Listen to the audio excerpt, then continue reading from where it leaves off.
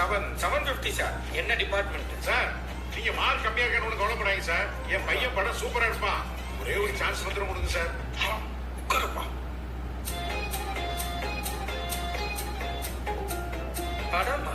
ஆமா sir. Sir நீங்க கொஞ்சம் வெளியே இருங்க சார்.